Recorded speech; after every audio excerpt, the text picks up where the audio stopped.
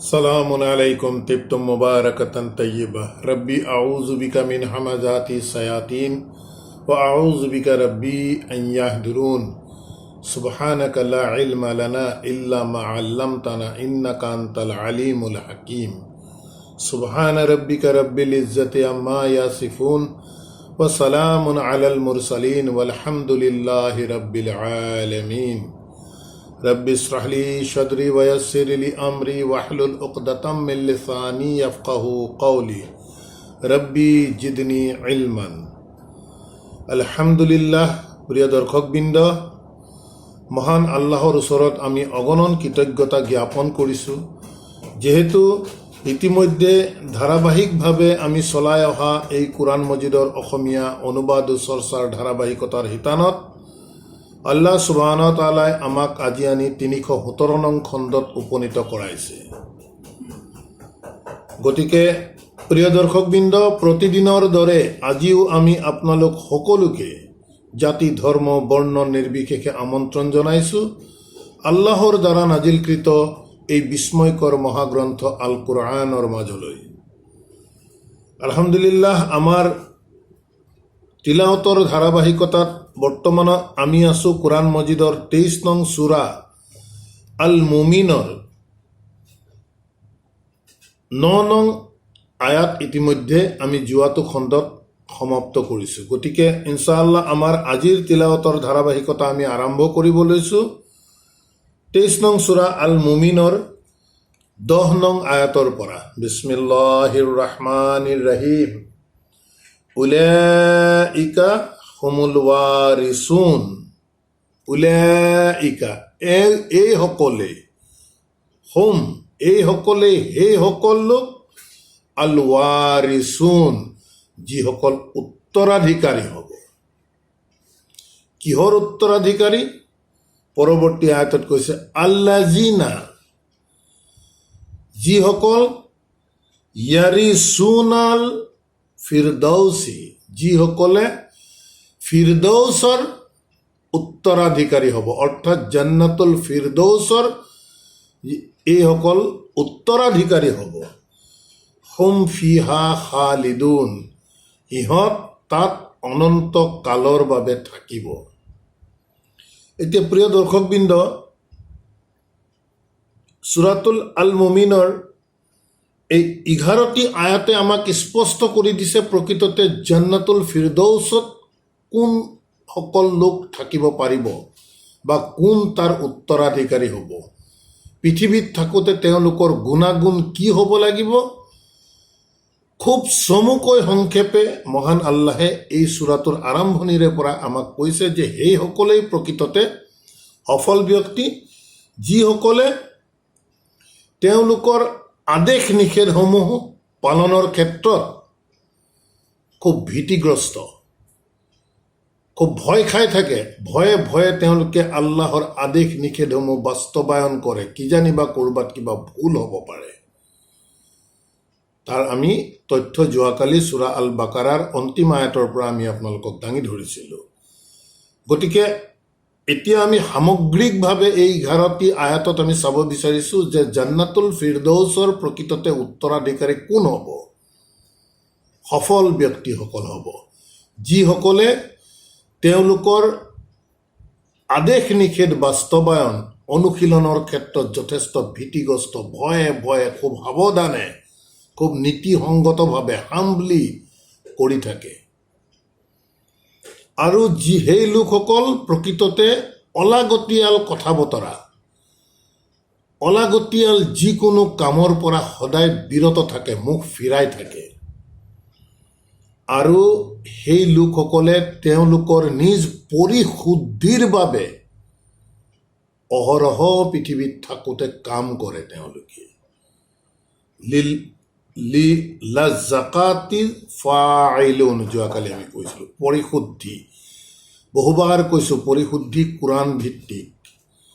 কোৰআনৰ বাহিৰৰ যিমানসমূহ আমাৰ বিশ্বাস, যিমানসমূহ কোৰআনৰ বাহিৰৰ আমলক আমি প্ৰকৃত আমল বুলি ভাবি কৰি আছিলোঁ, সেই সকলোবোৰ ত্যাগ কৰি নিজ পৰিশুদ্ধিৰ কাম কৰিব কোৰআনৰ ভিত্তিত। কোন?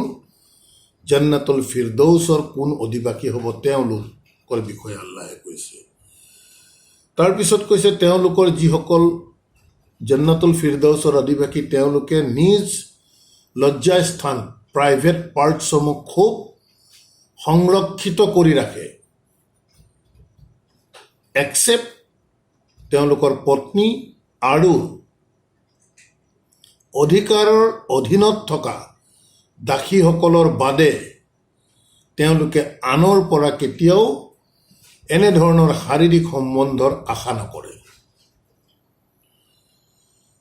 তাৰ পাছৰ আয়াতত আল্লাহে কৈছে যে এই জান্নাতৰ ফিৰদৌছৰ অধিবাসীসকলৰ বিষয়ে আমি আলোচনা কৰি আছোঁ, সূৰাতুল আল মুমিনে আলোচনা কৰাই আছে। তাৰপিছত কৈছে তেওঁলোকৰ যি আমানত, আমি যোৱাকালি কৈছিলোঁ, আল্লাহৰ সৈতে কৰা যি অংগীকাৰ, সেই অংগীকাৰ একেবাৰে ষ্টিক থাকে, তেওঁলোকে কেতিয়াও ভংগ নকৰে। এই অংগীকাৰৰ দিশটোৰ এটি বহুগুণ অৰ্থ আছে, যোৱাকালি আমি সামান্য আপোনালোকলৈ আগবঢ়াইছিলোঁ। যে তেওঁলোকে শুনা পাইছে এজন বাৰ্তাবাহকে আহ্বান কৰিছে বিশ্বাসৰ প্ৰতি আৰু কৈছে যে তোমালোকৰ প্ৰতিপালকক বিশ্বাস কৰা, আৰু তেতিয়াই তেওঁলোকে কৈছে ফাআমিনু, আমি বিশ্বাস কৰিছোঁ। এই প্ৰতিশ্ৰুতি ৰক্ষা কৰে। কেৱল বিশ্বাস কৰিলে নহ'ব, কিন্তু ওপৰৱালা আল্লাহ, ঈশ্বৰ, ভগৱান যোনে যিয়েই নাম দি কওক নকওক এজন আছে বুলি প্ৰত্যেকেই বিশ্বাস কৰে, কিন্তু বিশ্বাস কৰিবলৈ যাওঁতে আমাৰ জীৱনৰ কৰ্মৰাজিৰ এক নিৰ্দিষ্ট ব্লুপ্ৰিণ্ট আছে, আল্লাহে দাঙি ধৰিছে। সেই ব্লুপ্ৰিণ্ট অনুসৰি আমি বিশ্বাসৰ দাবী পূৰণ কৰিবলৈ সেইমতে আমি কাম কৰিব লাগিব। এককভাৱে কোৰাণত থাকিব লাগিব, তিল মানুহ কোৰাণৰ বাহিৰত যাব নোৱাৰে।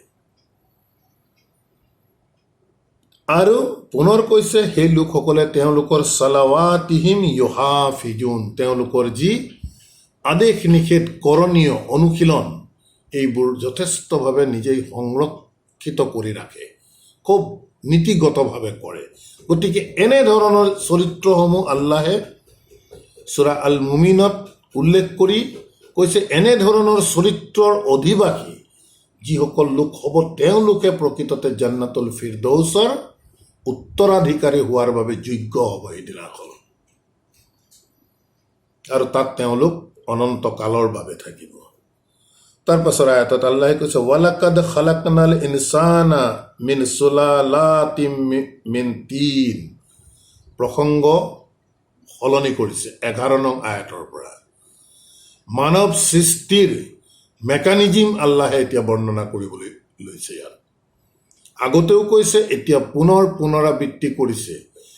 এই মানৱ সৃষ্টিৰ মেকানিজিম কিয় বাৰম্বাৰ পুনৰাবৃত্তি কৰিছে? যাতে আমি উপলব্ধি কৰোঁ, হৃদয়ংগম কৰোঁ যে আমাক কোনে সৃষ্টি কৰিছে, কেনেদৰে সৃষ্টি কৰিছে, ইয়াৰ পাছত কি হ'ব, আমি কলৈ যাম, তাৰ পৰিণতি কি হ'ব। এই গোটেই দিশবোৰ যাতে আমি ভাল ধৰণে চিন্তা কৰোঁ, তাৰ বাবে আল্লাহে এনেধৰণৰ কথা বতৰাবোৰ কোৰাণ মজিদত বাৰম্বাৰ পুনৰাবৃত্তি কৰি থকা আমি দেখিবলৈ পাইছোঁ।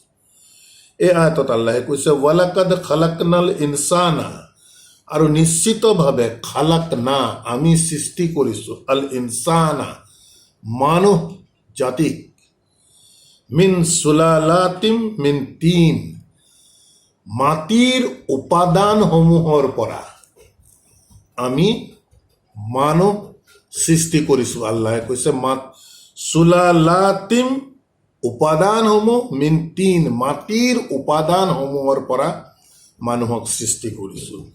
সুম্মা, তাৰ পাছত, জাআলনাহু নুতফাতান, আমি একেবাৰে শব্দই শব্দই আমি ইনশাআল্লাহ যাব বিচাৰিম। সুম্মা, তাৰ পাছত, মানুহ সৃষ্টি কৰাৰ আৰম্ভণি কৈ আছে।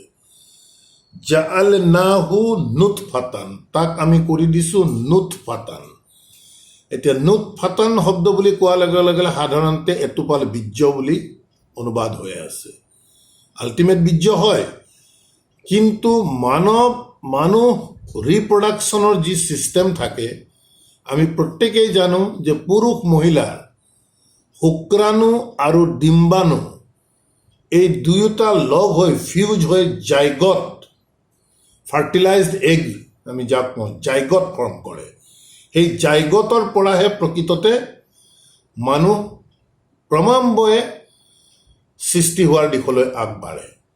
গতিকে এই নুতফাতুন বুলি কোৱাৰ লগে লগে প্ৰকৃততে সেই জাইগতটোক বুজাইছে, কিয়নো একপক্ষীয়ভাৱে কেতিয়াও মানুহৰ সৃষ্টি নহয়। পুৰুষ মহিলাৰ শুক্ৰাণু আৰু ডিম্বাণুৰ মিলনৰ ফলস্বৰূপে যি জাইগত সৃষ্টি হয়, এই জাইগতটোক প্ৰকৃততে নুতফাতান বুলি কৈ আছে।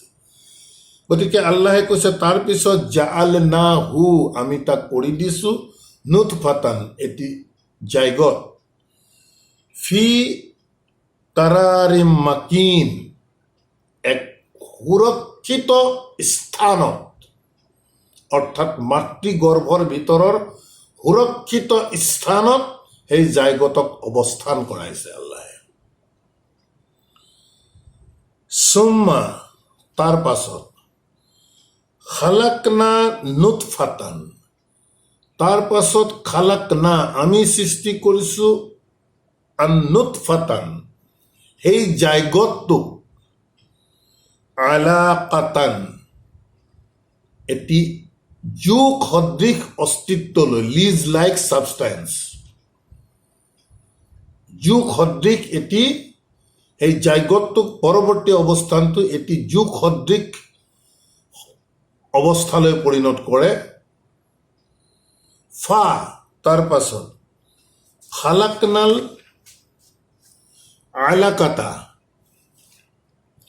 তাৰ পাছত সেই যোগ সদৃশ অৱস্থাটোক সৃষ্টি কৰিছে মুদগাতান, মাংস পেশী বা মাংস পিণ্ডলৈ পৰিৱৰ্তন কৰাইছে। একেবাৰে খুব আল্লাহে ক্ৰমান্বয়ে দেখুৱাই আছে বস্তুবোৰ। ফা, তাৰ পাছত খালাকনাল মুদগাতা, তাৰ পাছত সেই মাংসপিণ্ডটোৰ সৃষ্টি কৰিছে ৰিজামান, হাড়বোৰ, অৰ্থাৎ মানৱ কংকালটো সৃষ্টি কৰিছে। ফা কাচাও না, তাৰ পিছত আমি সেই কংকালটোত মেৰিয়াই দিছো আল ইজামা লাহমা, সেই কংকালটোত আমি ফা কাচাফনাল ইজামা, তাৰ পিছত আমি মেৰিয়াই দিছো সেই কংকালটোত লাহমান, মাংস। সুম্মা, তাৰ পাছত আনসানাহু, তাৰ পিছত আমি ইয়াক সৃষ্টি কৰিছো খালকান আখাৰা, সৰ্বোত্তম শেষৰ, খালকান আখাৰা, একেবাৰে অন্তিম অৱস্থাটো, অৰ্থাৎ পূৰ্ণাংগ মানুহ সৃষ্টি কৰিছে বুলি কৈছে। ফা তাবাৰাকাল্লাহু, মহামণ্ডিত হে আল্লাহ, আহসানুল খালিকিন, সৰ্বোত্তম সৃষ্টিকাৰী। গতিকে প্ৰিয় দৰ্শকবৃন্দ, আল্লাহে মানুহ সৃষ্টি কৰাৰ যি মেকানিজিম, একেবাৰে ক্ৰমান্বয়ে কেনেধৰণে তাক ডেভেলপ কৰি সৰ্বশেষত মানুহৰ দেহাটো সৃষ্টি কৰে, সেই দিশটো একেবাৰে পুংখানুপুংখভাৱে আমাৰ আগত মহান আল্লাহে দাঙি ধৰিলে। একেবাৰে শেষত কৈছে আল্লাহু আহসানুল খালিকিন, সৰ্বোত্তম সৃষ্টিকাৰী। আমি ভাষাবোৰ মন কৰিব লাগিব। সৰ্বোত্তম সৃষ্টিকাৰী বুলি কোৱাৰ লগে লগে কম্পেৰেটিভত গুচি গ'ল, অৰ্থাৎ সৃষ্টিকাৰী আৰু আছে। যিমান সৃষ্টিকাৰী আছে তাৰ ভিতৰত আল্লাহ হৈছে সৰ্বোত্তম, আহসানুল খালিকিন, সৰ্বোত্তম। এতিয়া আৰু সৃষ্টিকাৰী কোন আছে? নিশ্চিতভাৱে মানুহৰো এটি সৃষ্টি কৰাৰ গুণ মহান আল্লাহে মানুহক দান কৰিছে। আমাৰ পৃথিৱীৰ যিসমূহ ব্যৱহাৰিক দিশ, যিমানবোৰ এতিয়া আমি চায়েন্সে ডেভেলপ কৰিছোঁ, এই ফাউণ্টেইন পেনৰ পৰা আদি কৰি, ঘড়ীৰ পৰা আদি কৰি, এইবোৰ প্ৰকৃততে গাইডেন্স আল্লাহ, কিন্তু সৃষ্টি কৰি আছে মানুহে। গতিকে এনেধৰণৰ আল্লাহৰ উপৰিও আৰু যিসকল যিমান পৃথিৱীত সৃষ্টিকাৰী আছে, বিশেষভাৱে মানুহ, এই সকলো সৃষ্টিকাৰীৰ তুলনাত আল্লাহ হৈছে সৰ্বোত্তম সৃষ্টিকাৰী। কোৰআন মজিদে আমাক জানিবলৈ দিছে যে আল্লাহৰ মৌলিক কিছু কিছু চৰিত্ৰৰ কিছু কিছু অংশ মানুহৰ লগত আল্লাহে শ্বেয়াৰ কৰিছে। এই দিশবোৰো আমি কোৰআন অধ্যয়নৰ সময়ত চাবলগীয়া বিষয়। নহ'লে মানুহ সৃষ্টি কৰিব নোৱাৰিলেহেঁতেন। সৃষ্টি কৰাৰ মূল গুণটো আল্লাহৰ আছে, তাৰ সামান্য পৰিমাণ আল্লাহে মানুহৰ সৈতে শ্বেয়াৰ কৰিছে। মানুহ মৰমীয়াল হয়। কিয় মৰমীয়াল হয়? যিহেতু আল্লাহ মৰমীয়াল। গতিকে আল্লাহৰ কিছু কিছু মৌলিক চৰিত্ৰৰ সামান্যতম অংশ মানুহৰ লগত আল্লাহে শ্বেয়াৰ কৰিছে। সেইবাবে আল্লাহে মানুহক প্ৰতিনিধি বুলি কৈ আছে। খিলাফত, খলিফা, প্ৰতিনিধি, এই দিশবোৰ আমি ভাল ধৰণে চিন্তা কৰিলে এই গোটেই কথাবোৰ আমালৈ স্পষ্ট হ'ব। কিন্তু চিন্তা কৰিব লাগিব। চিন্তা নকৰিলে এই কথাবোৰ উপলুৱাকৈ আপুনি একেবাৰে ক্লিয়াৰলি কোনো জেগাত লিখা আপুনি নাপাব, নিশ্চিতভাৱে তাৰ তথ্য পাব আপুনি। যি কি নহওক, তাৰ পাছত আল্লাহে কৈছে সুম্মা ইন্নাকুম, তাৰ পাছত ইন্নাকুম, নিশ্চয় তোমালোক, বাদা জালিকা, এই গোটেই সৃষ্টিৰ যি প্ৰচেছ, জালিকা দি গোটেই সৃষ্টিৰ প্ৰচেছ, তাৰপিছত মানুহ ভূমিষ্ঠ হোৱাৰ পিছত মানুহৰ জীৱন, যাৰ যিমান দিন আয়ুস আছে, এই গোটেইখিনিকে লৈ আল্লাহে জালিকা বুলি কৈছে। বাদা জালিকা লা মাইয়িতুনা, যে তোমালোক নিশ্চিতভাৱে মৃত্যু হ'বই লাগিব। সুম্মা, তাৰ পাছত ইন্নাকুম, নিশ্চয় তোমালোকক, ইয়াউমাল কিয়ামাতি, কিয়ামতৰ দিনটোত, তুবআসুন, পুনৰ তোমালোকক জীৱিত কৰি পুনৰ উত্থান কৰা হ'ব। প্ৰিয় দৰ্শকবৃন্দ, আমি যিহেতু সদায় কৈ আহিছোঁ আমি কোৰআন মজিদ অধ্যয়ন কৰিছোঁ, গতিকে যিমানখিনি আমাৰ সামৰ্থ্য আল্লাহে দিছে, বুজাৰ সামৰ্থ্য বা প্ৰকাশ কৰাৰ সামৰ্থ্য, এই দিশবোৰ আমি সদায় কৈ যাব বিচাৰোঁ। এতিয়া আমি ইতিমধ্যে পঢ়ি অহা আয়াতখিনিত আপোনালোকে মন কৰিব, সুম্মা খালাকনাল নুতফাতা আলাকাতান, তাৰ পাছৰ পৰা ফা আৰম্ভ হৈছে। ফা খালাকনা, তাৰ পিছত আমি সৃষ্টি কৰিছোঁ, আল আলাকাতা মুদা, তাৰ পাছত পুনৰ ফা খালাকনা, তাৰ পাছত আকৌ চাব ফা খালাকনা ইজামাতান ফাকাসাবুল ইজমা লাহমাতান। গতিকে তাত আৰু কোনো কোনো জেগাত তাৰ পাছত আল্লাহে সুম্মা ব্যৱহাৰ কৰিছে।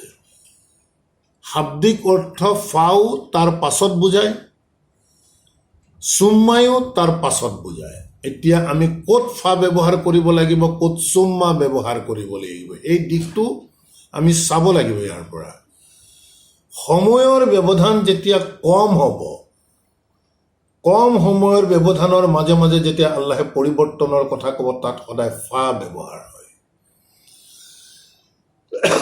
আৰু যেতিয়া সময়ৰ ব্যৱধানটো বেছি হ'ব, তেতিয়া সুম্মা তাৰ পাছত। শাব্দিক অৰ্থ দুয়োটাই কিন্তু তাৰ পাছত বুজায়, কিন্তু সময়ৰ ব্যৱধান কম আৰু সময়ৰ ব্যৱধান বেছিৰ লগত আপোনালোকে ভাল ধৰণে যেতিয়া ইয়াক অধ্যয়ন কৰিব, এই দিশবোৰ ওলাই পৰিব। কাৰণ ইয়াত চাব আপুনি 15 নং আয়াতত কৈছে যে সুম্মা ইন্নাকুম বাদা জালিকা লা মাইয়িতুন, এই গোটেই প্ৰচেছটো এটা দীঘলীয়া, তাৰ পাছত মানুহৰ জীৱন ব্যৱস্থা দীঘলীয়া, তাৰ পিছত মৰিব লাগিব। গতিকে এই দীঘলীয়া ব্যৱস্থা, টাইম বাৰটো দীঘল হোৱাৰ কাৰণে সুম্মা ব্যৱহাৰ কৰিছে। তাৰ পিছত মৃত্যুৰ পিছত যে পুনৰুত্থান কৰিব কিয়ামতৰ দিনত, সেই সময়টো দীঘলীয়া, গতিকে সুম্মা ব্যৱহাৰ কৰিছে।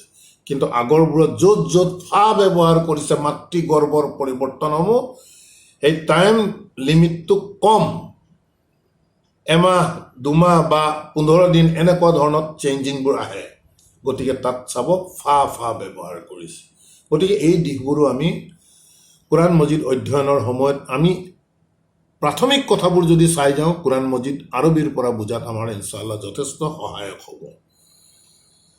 গতিকে ক'লে যে তাৰ পাছত কিয়ামতৰ দিনা তোমালোকক পুনৰ উত্থান কৰা যাব।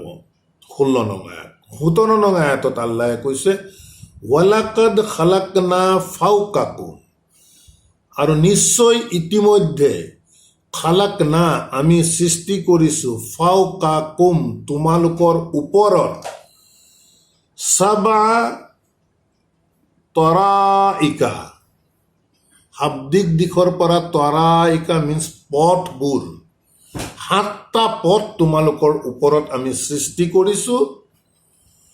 ওয়ামা কুন্না আনিল খালকি গাফিলুন, আৰু আমি ওয়ামা কুন্না আমি নাছিলো, আমি নহওঁ, আনিল খালকি আমাৰ এই সৃষ্টিবোৰৰ ওপৰত গাফিলুন আমি উদাসীন নহয়, আমি সকলো জানি শুনিয়ে আমি এনেধৰণে সৃষ্টি কৰিছো। ইয়াৰ অৰ্থ এতিয়া 7টি পথ শাব্দিক দিশৰ পৰা, কিন্তু তৰাইকা আমাক যিটো সামাৱাতি আকাশ মণ্ডলী বুলি কয়, তৰপে তৰপে 7খন আকাশ থকাৰ বিষয়েও, যাক আমি গেলেক্সি বুলি কৈ আছো আজিৰ দিনত। গতিকে 7টি পথ অৰ্থাৎ 7 হেভেন্স আমাৰ ওপৰত সৃষ্টি কৰাৰ কথা আল্লাহে ব্যক্ত কৰিছে ইয়াত। তাৰপিছত কৈছে ওয়া আনজালনা মিনাস সামাই মাআন, আৰু আমি নাজিল কৰো, অৰ্থাৎ আমি কৈ আছো নাজালা শব্দৰ অৰ্থ হৈছে ডিচেণ্ডিং, ওপৰৰ পৰা নামি অহা। ওয়া আনজালনা আৰু আমি বৰ্ষিত কৰিছো, মিনাস সামাই আকাশৰ পৰা, মাআন পানী, বি কাদাৰিন নিৰ্দিষ্ট পৰিমাণৰ, যিমান প্ৰয়োজন পৃথিৱীত সেই পৰিমাণৰ আল্লাহে বৰ্ষিত কৰে পানী। ফা আসাকান্নাহু ফিল আৰদি, ফা আসাকান্নাহু, হু দি এই পানীক বুজাই আছে, বৰ্ষিত হোৱা পানী। ফা আসাকান্নাহু বৰ্ষিত কৰাৰ পাছত ইয়াক আমি পৃথিৱীত সেটেল হ'বৰ বাবে দিওঁ, মাটিত আমি সোমাই তাত আমি সেটেল কৰো, তাক ৰাখো পানীখিনি। ওয়া ইন্না আলা, আৰু নিশ্চয় ইয়াৰ ওপৰত, অৰ্থাৎ মাটিত সেটেল কৰা যিখিনি পানী আল্লাহে প্ৰয়োজনীয় যি পানী আল্লাহে সেটেল কৰাইছে বৰ্ষিত হোৱাৰ পাছত, ওয়া ইন্না আলা আৰু নিশ্চয় এই পানীখিনিৰ ওপৰত জাহাবিম বিহি, ইয়াক আমি পুনৰ লৈ যাব পাৰো, এঠাইৰ পৰা আন এঠাইলৈ আমি লৈ যাব পাৰো, বা আমি বৰ্ষিত কৰাৰ পাছত তাক আমি পুনৰ উঠাই লৈ গুচি যাব পাৰো। লাকাদিৰুন সক্ষম আমি সেটেল কৰা পানী, বৰ্ষিত কৰা পানী এঠাইৰ পৰা আন ঠাইলৈ লৈ যাবলৈ, বা ইয়াৰ পৰা আল্লাহে পুনৰ ওপৰলৈ লৈ যাবৰ বাবে আল্লাহ সক্ষম বুলি কৈ আছে। এই দিশটো আল্লাহে সতৰ্ক কৰি বুজাই দিছে আমাক। তাৰপিছত কৈছে ফাআনসানা লাকুম, তাৰ পাছত এই পানী মাটিত সেটেল হোৱাৰ কথাটো ক'লে, ওপৰৰ পৰা বৰ্ষিত হৈ মাটিত সেটেল কৰে। ফাআনসানা লাকুম, তাৰপিছত তাৰ পৰা আমি তোমালোকৰ বাবে সৃষ্টি কৰো, উৎপাদন কৰো, বিহি এই পানীৰ দ্বাৰা, জান্নাতেন বাগিচা, কিহৰ বাগিচা?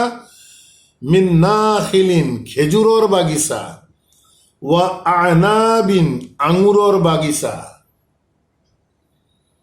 লাকুম তোমালোকৰ বাবে, ফিহা আৰু তাত থাকে, ফাৱাকিহু কাসীৰাতুন অসংখ্য বিধে বিধে ফল মূল, যি বাগিচা আল্লাহে সৃষ্টি কৰো বুলি কৈছে বৰ্ষিত হোৱা পানীৰ পাছত। ওয়া মিনহা আৰু তাৰ পৰা অসংখ্য ফল মূল, আঙুৰ, খজুৰ এইবোৰক দেখুৱাই কৈছে ওয়া মিনহা, আৰু তাৰ পৰা তাকুলুনা তোমালোকে তাৰ পৰা খোৱা ফল মূলবোৰ। তাৰ পাছৰ আয়াতত কৈছে ওয়া সাজাৰাতান, আৰু এবিধ গছ আছে, সাজাৰাতান তাখৰুজু মিন তুৰি চাইনাই, এবিধ গছ সি উৎপাদন হয় তুৰ উপত্যকা অঞ্চলত। তাম্বুতু বিদ্দুহনি, আৰু সেই গছজোপাৰ পৰা উৎপন্ন হয় তেল, অইল। ৱাচিবগিন লিল আকিলিনা, আৰু সেই তেল যিসকলে খায় তেওঁলোকৰ বাবে ৱাচিবগিন, ই সুস্বাদু এক তেল। তেওঁলোকৰ খাদ্যৰ সৈতে তেওঁলোকে খায়, তেওঁলোকে তাৰ পৰা আঞ্জা বা আন দিশ যি প্ৰকাৰে তেওঁলোকে খায়, যিসকলে খায় তেওঁলোকৰ বাবে এই তেল যথেষ্ট সুস্বাদু, টেষ্টি হয়। ৱা ইন্না লাকুম, আৰু নিশ্চয় তোমালোকৰ বাবে ফিল আনআমি, এই জন্তুসমূহৰ মাজত লাইব্ৰাতান, আছে শিক্ষা আছে জন্তুবোৰৰ মাজত। নুস্কিকুম, আল্লাহে কৈছে নুস্কিকুম, আমি তোমালোকক পান কৰাওঁ, মিম্মা ফি বুতুনিহা, বিষয়বস্তুৰ প্ৰসংগ কিন্তু জন্তু। আল্লাহে কৈছে ৱা ইন্না লাকুম ফিল আনআমি, আৰু নিশ্চয় তোমালোকৰ বাবে ফিল আনআমি, এই জন্তুবোৰৰ মাজত আছে লাইব্ৰাতান, শিকনীয় শিক্ষা আছে। নুস্কিকুম, আল্লাহে কৈছে আমি তোমালোকক পান কৰাওঁ, মিম্মা ফি বুতুনিহা, এই জন্তুবোৰৰ পেটত যি আছে সেই পেটৰ ভিতৰৰ পৰা আমি তোমালোকক পান কৰাওঁ, অৰ্থাৎ দুগ্ধ, গাখীৰ। ৱা লাকুম ফিহা মানাফিউ কাসীৰাতুন, ৱা লাকুম, আৰু যি এই পেটৰ ভিতৰৰ পৰা পান কৰাওঁ বুলি কৈছে, আৰু তোমালোকৰ বাবে ফিহা, সেই পেটৰ পৰা পান কৰোৱা যি পানীয়ৰ কথা কৈছে, অৰ্থাৎ দুগ্ধৰ কথা কৈছে, মানাফিউ কাসীৰান, বহুত তোমালোকৰ তাৰ পৰা লাভ আছে, মানাফিউ নাফা আছে। ৱা মিনহা, আৰু তাৰ পৰা তাকুলুনা, তোমালোকে খোৱাও, সেই জন্তুসমূহৰ মাংসও তোমালোকে ভক্ষণ কৰা। ৱা আলাইহা, আৰু সেই জন্তুবোৰৰ ওপৰত, ৱা আলা ফুলকি, আৰু নৌজানবোৰৰ ওপৰত, তুহমালুনা, তোমালোকক বহন কৰোৱা হয়, তুহমালুনা, তোমালোকক বহন কৰোৱা, অৰ্থাৎ সেই জন্তুবোৰৰ ওপৰত উঠি মানুহ সেই সময়ত এঠাইৰ পৰা আন এঠাইলৈ পৰিভ্ৰমণ কৰে। ৱা আলা ফুলকি, আৰু সেই নৌজানসমূহৰ ওপৰত, তুহমিলুহা। গতিকে প্ৰিয় দৰ্শকবৃন্দ, এই আয়াতটো আমি মন কৰিব লগা আছে। আমি ভাবোঁ যে আমি গৈ আছোঁ, আমি নৌজানতেই হওক বা আমাৰ গাড়ীতেই হওক বা আজিৰ দিনত আমি উৰাজাহাজতেই হওক বা জন্তুৰ ওপৰতেই হওক আমি যাওঁ, আমি ভাবোঁ যে আমি গৈ আছোঁ। নহয়, আল্লাহে আমাক নি থাকে। এই দিশবোৰ আমি খুব স্পষ্ট কৰি হ'ব লাগে। আমি ইতিমধ্যে 17 নং সূৰা মন কৰিব, সূৰা বনী ইছৰাইলত আমি এতিয়া আয়াত আপোনালোকৰ দৃষ্টি আকৰ্ষণ কৰিব বিচাৰিছোঁ। 17 নং আয়াতৰ 70, আয়াত নং 70 মন কৰিব।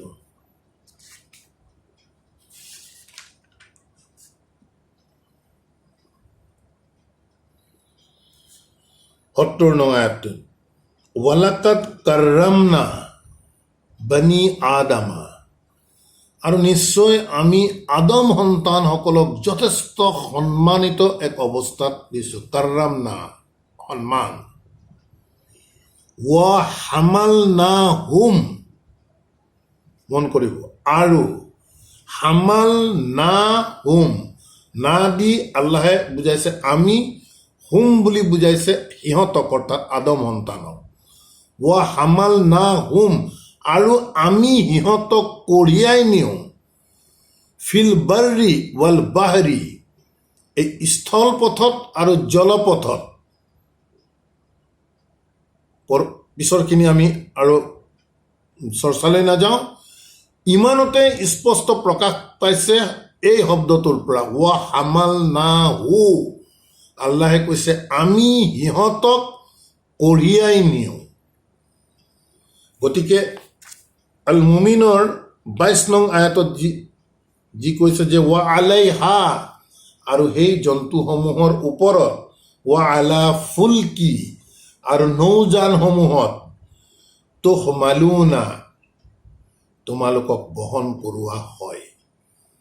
গতিকে কোৰাণ মজিদ অধ্যয়নৰ সময়ত আমি যিমান পাৰিম এনেধৰণৰ একেবাৰে সূক্ষ্ম দিশবোৰ আমি খুব গভীৰভাৱে চিন্তা কৰাৰ প্ৰয়োজন এইবাবেই থাকে, আমাৰ বিশ্বাসৰ দৃঢ়তা তেতিয়াহে বৃদ্ধি হ'ব। উই আৰ নাথিং, আমি একো কৰিব নোৱাৰোঁ, আমাক কৰাই আছে। আমি সৃষ্টিৰ কথাও যি ক'লোঁ, মানুহেও যি সৃষ্টি কৰে, প্ৰকৃততে আল্লাহে সেই তেনেধৰণৰ ব্যক্তিক বা বৈজ্ঞানিক যিয়ে হওক নহওক, তেওঁলোকৰ ব্ৰেইনত তাৰ চিন্তা কৰিবলগীয়া দিশবোৰ দি দিয়ে, যাৰ ফলস্বৰূপে তেওঁ কোনো এটা বস্তু ইনভেণ্ট কৰে বা সৃষ্টি কৰে, যিয়ে হওক নহওক।